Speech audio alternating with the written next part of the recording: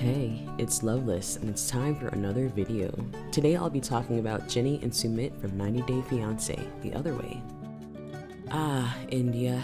Massive importance in our reading today. I'd like to take a moment to express how much I adore India practices astrology. First time ever you ever get this checked, like your planets? Yeah, How it because work? I really never believe in astrology. This is also science.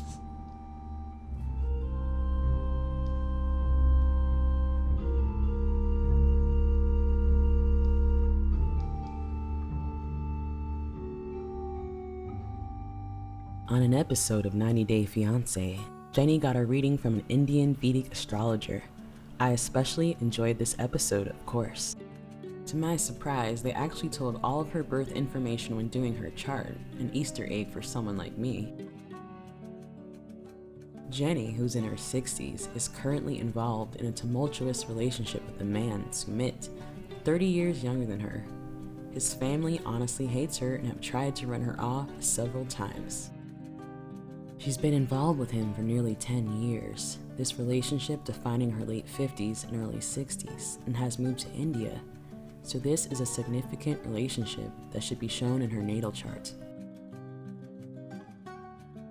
What does the Eye of Loveless say?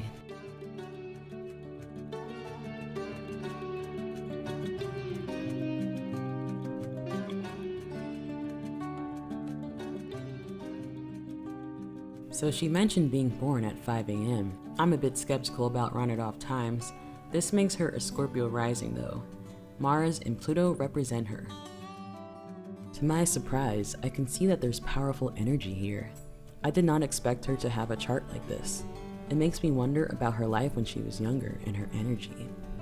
Mars is in Scorpio in the first house and on the part of fortune. In ancient astrology, this is a very powerful placement, and not surprisingly, I would expect this person to be a famous individual. As you can see, there's a lot of planets here, a stellium, which emphasizes what I said. It looks like a lot of planets are in the 12th house, but from Mars to Sun, these planets are in the first house.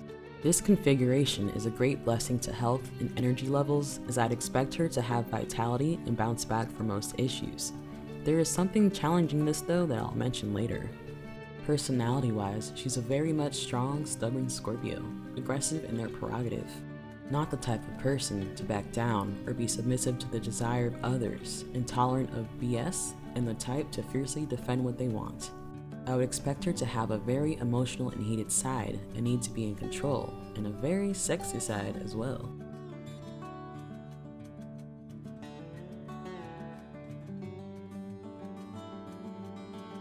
Arabic parts are points in the horoscope calculated using the positions of planets. They are pretty literal about what they mean. So if we saw divorce or children come up, somehow those things will be very relevant to the person.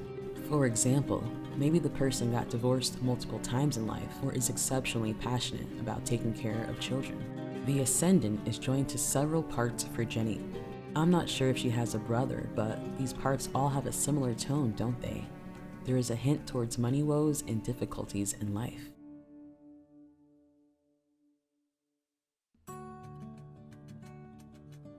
The Ascendant, Jenny, is joined to the stars Crux and Mimosa. She is most likely spiritual and open-minded to the occult, like astrology and other metaphysical ideas, especially with Neptune in her first house. It's also joined to the star Alphecca, also known as Gemma.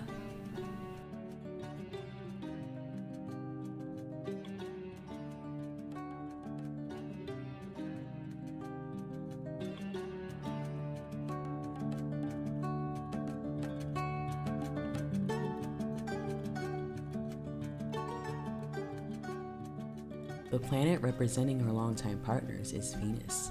The people she is with are likely to be submissive to her desires rather than the other way around. Venus is in Capricorn. This is long-term relationships usually, and the people she gets with are most likely more traditional-minded and mature. The people that fall in love with her do so at a very high level, worshiping her.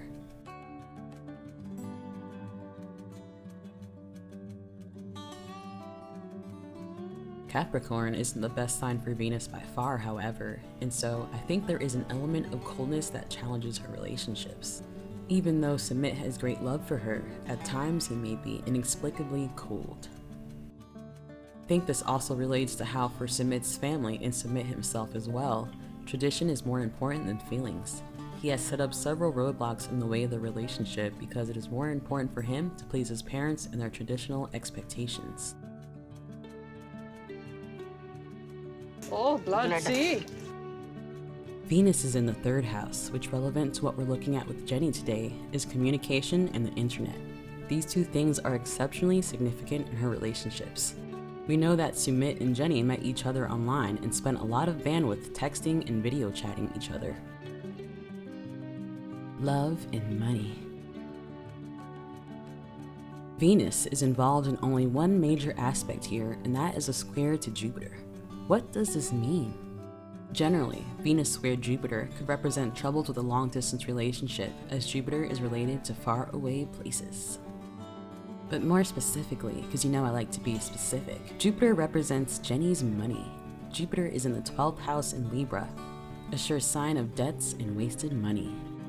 This aspect shows a lot of money wasted on relationships, especially as Jupiter is in Libra, which is associated with relationships. So, despite that powerful potential of Mars in Scorpio, money is a great weakness for her, especially when it comes to love. Lucky for her, however, Jupiter is joined to Spica, the royal fixed star. This is a great gift, so despite being bad with money, somehow she will get lucky. Jupiter is also joined to the Arabic part, kingship. Jupiter represents the 5th house for her, which is entertainment like TV. So was it written in the stars that she'd luck out with the windfall, being a reality TV actor? Another sign of money issues in love. Mercury rules Sumit's money. Mercury is joined tightly to Saturn here, sitting in Jenny's money house. Notably, Mercury and Saturn are joined to the fixed star Ras Al Ghafi.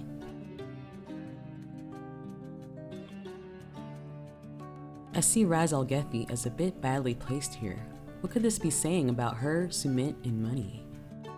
Mercury and Saturn are also trying the midheaven and Uranus, a suggestion of money coming from fame. But Saturn limits, and the money will not be too crazy.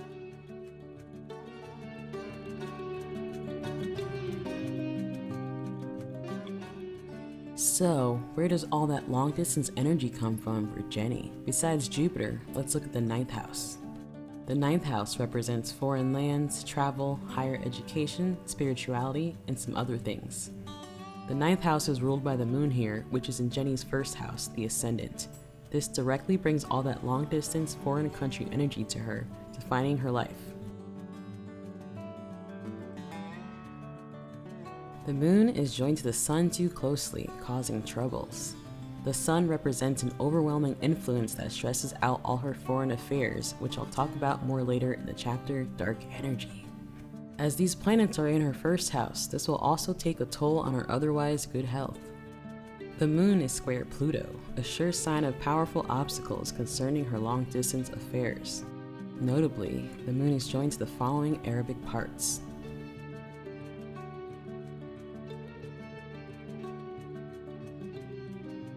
Commerce.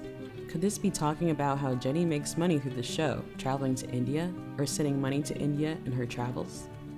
Negotiation. Is this talking about how Jenny works to negotiate with Sumit's parents, working to get their approval? Victory. Jenny seems to be making progress with Sumit's parents and has successfully stayed with him for years in India, despite obstacles. Could this be the meaning? Contenders and contentions. A contender is someone who competes with one or more other people, while contention is struggle, contest, strife, and debate. Could this be a reference to Jenny's struggle with Sumit's parents?